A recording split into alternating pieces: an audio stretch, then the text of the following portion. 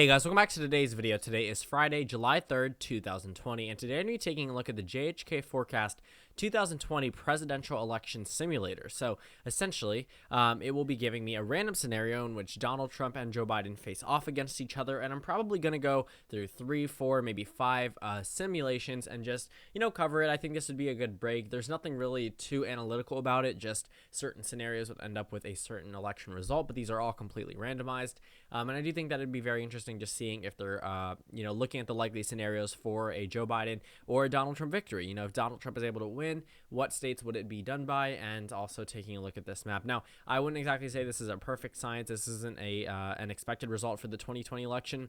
The JHK Forecast website has that themselves, but this is just a simulation in which, states are allocated based off predicted chance, and the margins are also discussed as well. So I know 270 to win had something about this back in 2016, but this one is way more informative. It actually gives us percentages and margins of victory for each individual candidate. So I do think it's very different and a lot more informative than the 270 to win one, which is why I'm using this one. So let's go ahead and start with our first simulation.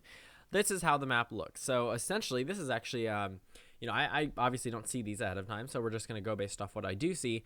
This is interesting. So it looks like Wisconsin is the tipping point, meaning, Trump could have won every single state up to Wisconsin and then still lost the election if he hadn't won Wisconsin. But looking at these states, this is very similar to what we saw in the year 2008 with disregarding the state of Ohio, Indiana, and then Arizona flipping to the Democratic Party. But roughly, in terms of electoral votes, it wasn't too far off. And it's actually closer to 2012 based off electoral votes. Eight more electoral votes than what Obama got in 2012, but this is a pretty large victory for Joe Biden. I will say that flipping North Carolina and Florida and Iowa and Arizona specifically, very important to note because that state has not gone to the Democratic Party since 1996. So, 24 years have passed, and now it's the first time going to the Democratic Party. All of these other states have voted for the Democrats at some point in time, and since the year 2000. So, I do think that looking at the oops, I did not mean to do that. That was kind of stupid of me. So let's see if we can go ahead and find that back. Here we go. So looking at the margins here, let's see. Oh, well, you know what? That sucks. We're going to have to completely disregard that one because I'm stupid and I didn't press show margin. So this is the same, not exact map. Iowa's different. So the simulation isn't the exact same, but let's just roll with it. So in this scenario, now Florida is the tipping point. So Wisconsin is a 6-point margin. Michigan is an 8-point margin. Pennsylvania is a 6-point margin. Florida, surprisingly, is a 6-point margin, larger than Wisconsin. I don't think that's going to happen on election day, but again, things are all speculative and they could very well happen. So Ohio actually narrows down more than Iowa, surprisingly. But Trump is able to carry Texas. He's able to carry Iowa and Ohio and Georgia. Iowa's a larger margin than Ohio and Georgia, and not so much Texas, but Texas does get Trump under a plurality and to a plurality. North Carolina goes to Joe Biden, and Arizona goes to Biden as well. So Arizona and North Carolina roughly vote the same. I think this is a very interesting map, considering Florida would be the tipping point. I'm assuming that that was the, I guess you could say, let's go ahead and see, because if... Well, I guess because it was 29 electoral votes, it would completely counteract the need for Pennsylvania and Wisconsin, so that does make sense. But obviously, Biden is trouncing it in this map, 334 to 204, very large margin of victory. Going into our second simulation, we have a Donald Trump victory. I haven't seen one of these in quite some time now, but this includes Donald Trump winning every single state that he carried in 2016 on top of Nevada, New Hampshire, and Maine. So this means he would be flipping 3 states. What would seem possible maybe a year ago does not seem likely whatsoever, but let's take a look at some of these margins. So Florida seems to be the tipping point. It's a 3-point margin, a 2.6% margin in Pennsylvania, 0.3 in Michigan. That's very realistic. And Wisconsin is a 6-point margin. So it seems that Donald Trump is running up the map. That means Virginia should be narrow. Yep, it is. Colorado should also be. Yep, and New Mexico roughly, but not too much. Nevada should go. Arizona absolutely should go. Texas, Georgia, North Carolina. So this seems like Joe Biden had a very bad election. Narrowly winning Minnesota, again, the same way Hillary Clinton did, not barely holding on to Virginia and Colorado. Nevada ending up going to the GOP. So is a very, very bad map. Oregon narrows down. Connecticut, Rhode Island narrow down. New Hampshire, even Delaware isn't a safe Democratic state. So the only safe Democratic states, lie not even in Illinois. Wow, this is a very good margin for Donald Trump. So he wins Maine by 1.3%, narrow. New Hampshire by 6.1%. So Joe Biden must have royally screwed up in this type of scenario. And then Nevada, which traditionally goes to the Democratic Party, goes to Donald Trump for the first time. So Donald Trump actually expands his electoral college margin from 2016, but in this scenario, he must have a very easy pathway to re-election. So let's take a look. Wow, this one is a lot different. We have to go ahead and just see what the margins are. Yeah, that makes sense. Texas must be super close, a 1.1% margin. Montana narrows down. So in this scenario, obviously, it would be a very much Joe Biden landslide. This would be the largest Democratic victory since LBJ. So nearing 400 electoral votes, past it at 413. This means, Texas goes to the Democratic Party, 1.1% margin. Georgia goes by 7%. Wow, I cannot even imagine this. That means North Carolina, same exact margin. Virginia is safe. Michigan is not safe, but 13. Wisconsin is 15. Pennsylvania is safe. Minnesota is safe.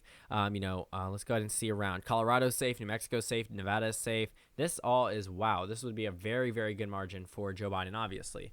He's winning the election with 413 electoral votes. So Florida is actually an 11-point margin, which is pretty substantial. Let's go ahead and see the margins in some of these solid Republican states. This makes sense. Alaska definitely narrows down, 1.8% margin. Kansas narrows down. Missouri narrows down. Indiana, Mississippi, Louisiana, South Carolina, Montana. All the states that I mentioned, Nebraska, not Utah. Let's see, Tennessee. These are all solid Republican states that end up going, likely to Donald Trump, sometimes lean for the case of South Carolina and Alaska. So in this type of scenario, I would assume that, Donald Trump didn't even show up to a single debate. In this type of scenario, the economy must be in shambles, which it likely will be on election day. But that's not saying that I think Texas is going blue and that Georgia is going to be a 7-point margin. But I will say that based off the way the current economic projections are going, just because the unemployment rate is lowering does not mean that voters are all of a sudden going to start jumping back into the Donald Trump column. He's lost a number of them because of his response to the COVID-19 outbreak. And, the U.S. government expects the unemployment rate to be around 9.8% on election day. So that isn't exactly good either. So 413, very bad for Donald Trump. Texas flips, Arizona flips, Georgia, North Carolina, Florida, Ohio, Iowa, Wisconsin, Michigan, Pennsylvania would all flip. I'm assuming Maine 2nd Congressional District does as well. But these are very solid margins for Joe Biden. So let's get into our fourth simulation. In this scenario, well, nothing changes. That's kind of boring. Let's go ahead and move on from that one. Just not as solid for the Democrats in some states. So another simulation. This would essentially be the fourth one. Wow, this is actually the 2016, polls map. Wow. Okay, I'm gonna actually take a screenshot of this because that's cool because I did not expect that to happen. So essentially, on this scenario, we actually have the 2016 RCP no toss-ups final map. You can go ahead and check that out in Real Clear Politics yourself. Essentially, Hillary Clinton was expected to win on election day by 6 electoral votes, 272 to 266. And these states are all true, actually. Donald Trump won Nevada narrowly. Hillary Clinton narrowly won New Hampshire and slightly won in the Rust Belt. In this scenario, I'm assuming that Joe Biden just edges by Donald Trump. Somehow Donald Trump's approval rating narrows back up, but the blue wall, as I will cover in tomorrow's video, has been solidified. But Wisconsin, Michigan, Pennsylvania all go to Joe Biden by roughly the same margin as Minnesota. Virginia, that makes sense. Colorado, New Mexico, yes. Nevada, though, this one must narrowly, and I mean narrowly, go to Donald Trump, but it's still a win regardless. So if New Hampshire ended up going to Donald Trump would win the election, but it's a 0.3% margin. Definitely would call for a number of recounts, but it goes to the Democratic Party. Pennsylvania, Michigan, and Wisconsin join them as well. So looking at some of these swing states, Texas is pretty solid for Donald Trump, 12-point margin. Arizona, 3. Georgia, 5. North Carolina, 2.5. Florida, 1.4. Ohio, 6.8. Iowa, 5. So the nation did narrow down for Donald Trump, but the Democrats only narrowly improve off their 2016 numbers. And the final simulation is a 350 to 188 scenario. So looking at some of these states, essentially Texas would still remain in the Republican column, as would Ohio and Iowa, but Georgia goes to the Democrats. So Pennsylvania is the tipping point here. So 5% margin for Biden in Pennsylvania, 4 in Wisconsin, 9 in Michigan. I think that's because Wisconsin might be a lower margin than the state of Florida, but North Carolina is actually larger than Pennsylvania, surprisingly.